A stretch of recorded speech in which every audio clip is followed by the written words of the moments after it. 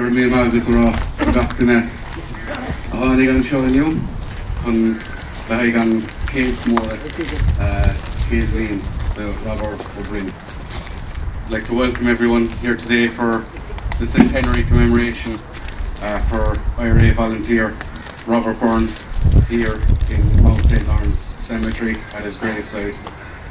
We're usually up, the trees lie over there in the distance for the Republican plot, but unfortunately that wasn't established until the murder of the two Limerick mayors and Joseph O'Donoghue on the 6th of March 1920.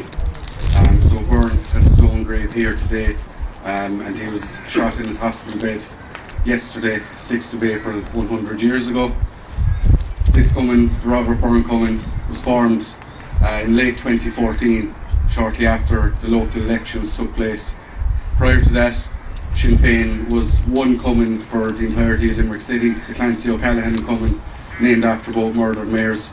And after successful local elections, we branched into three separate Common, and it took a matter of seconds to unanimously agree to name our Common after Robert Byrne.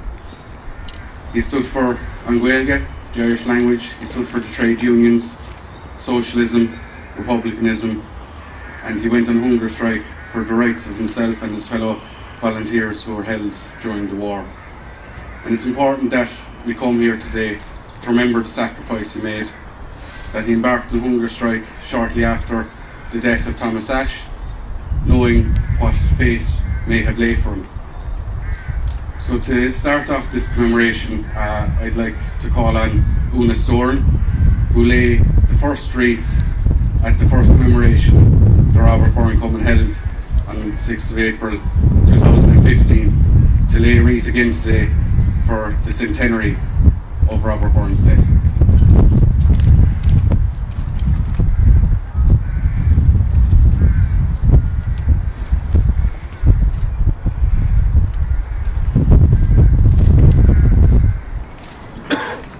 And we will now hold a minute silence for IRA volunteer Robert Byrne.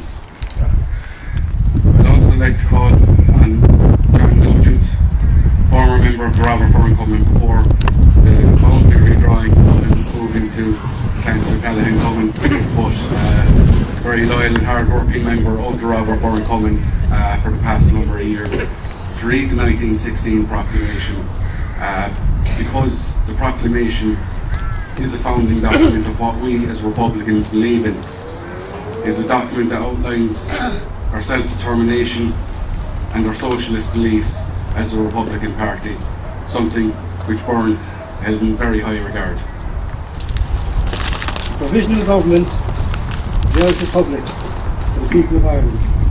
Irish men and Irish women, in the name of God and of the dead generations from which we received our own tradition of nationhood, Ireland through us summons her children to our flag and strikes for her freedom. Having organised and trained her manhood through our secret revolutionary organisations, the Irish Republican Brotherhood, and through our open military organisations, the Irish Volunteers and the Irish Citizen Army have patiently perfected her discipline, having resolutely waited for the right moment to reveal itself. She now seizes the moment, and supported by our exiled children in America and by our gallant allies in Europe, but relying in the first on her own strength, she strikes in full confidence of victory. We declare the right of the people of Ireland to the ownership of Ireland, to the unfettered control of Irish destinies to be sovereign and indefeasible. The long usurpation of that right by a foreign people and government has not extinguished the right, nor can it ever be extinguished except by the destruction of the Irish people. In every generation, the Irish people have asserted their right to national freedom and sovereignty. 6 times during the past 300 years they have asserted it in arms. Standing on that fundamental right, and again asserting it in arms in the face of the world, we hereby proclaim the Irish Republic as a sovereign independent state. We pledge our lives and the lives of our comrades in arms to the cause of its freedom and its welfare, and to its exaltation among the nations. The Irish Republic is entitled to and hereby claims the allegiance of every Irishman and Irish woman.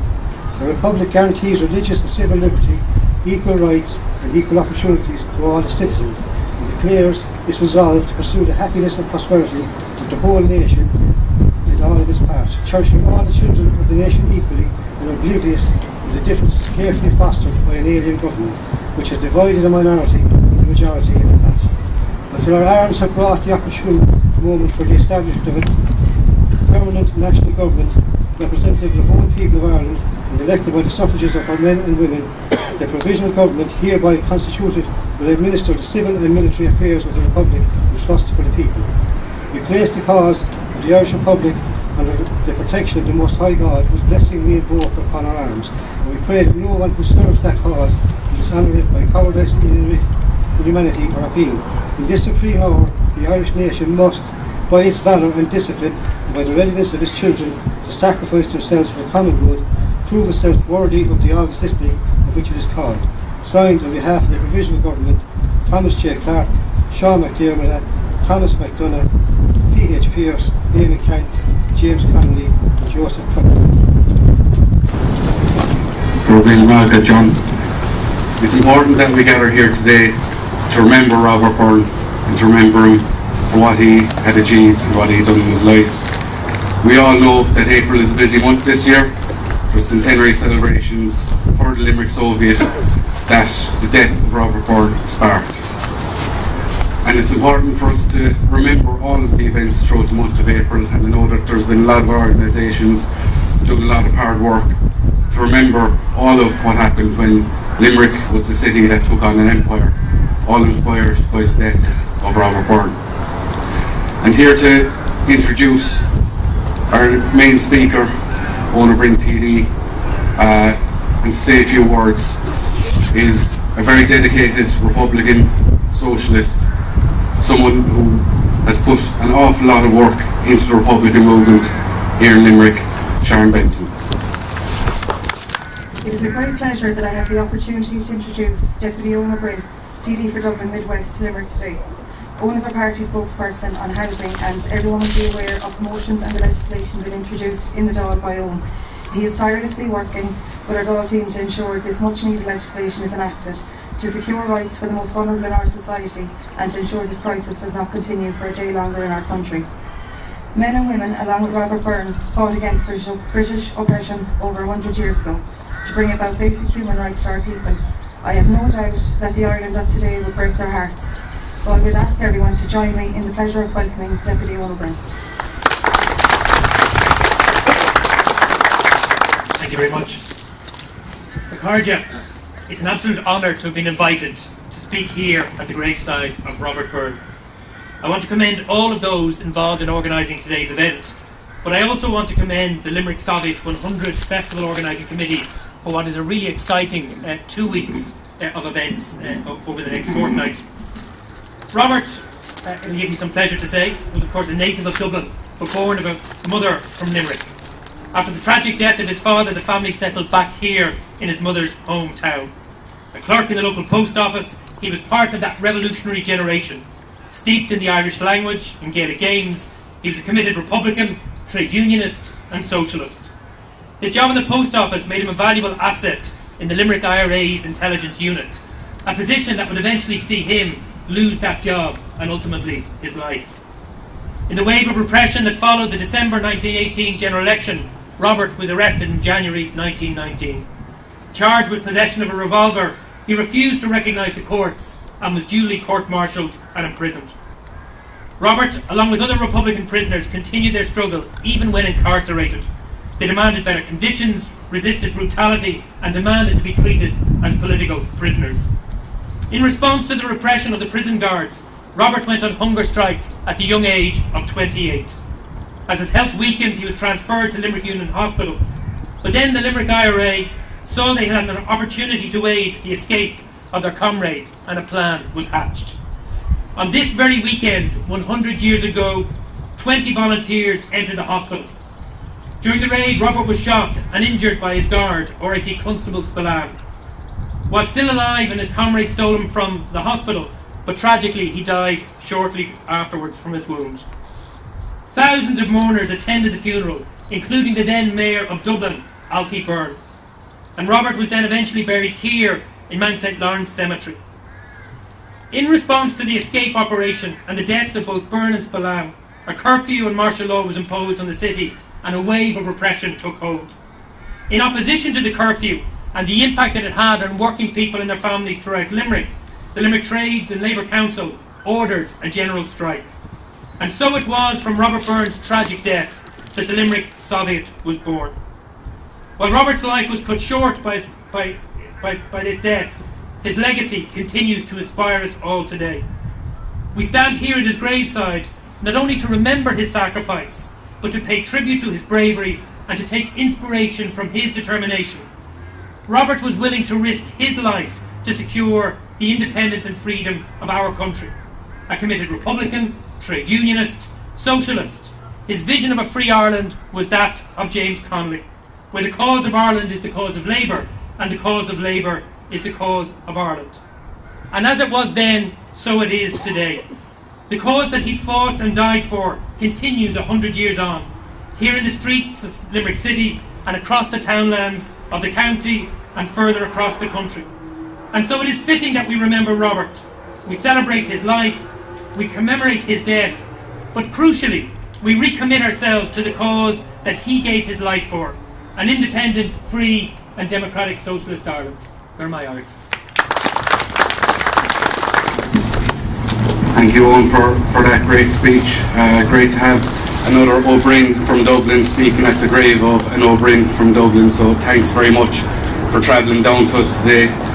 Despite an event in your native city, you made sure to come down here, and it is greatly appreciated today. And just to follow on from what Owen said, it is important that we realise the struggle that Byrne gave his life for is by no means over. It may have taken a different route, various different routes over the years, but still the aim is to see a 32 county socialist republic. That's what Byrne died for, that's what Sands died for, that's what Connolly died for, and it's important that we don't let that flame extinguish, that we keep carrying on with that.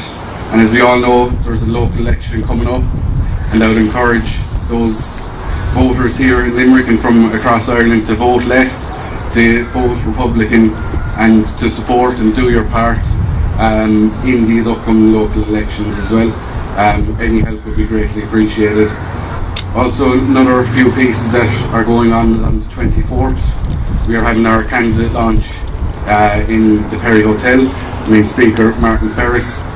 On the 3rd of May we are having our election fundraiser in the Horse and Hound with music by the Rose, and all are welcome to that as well. And of course the elections again on the 24th of May.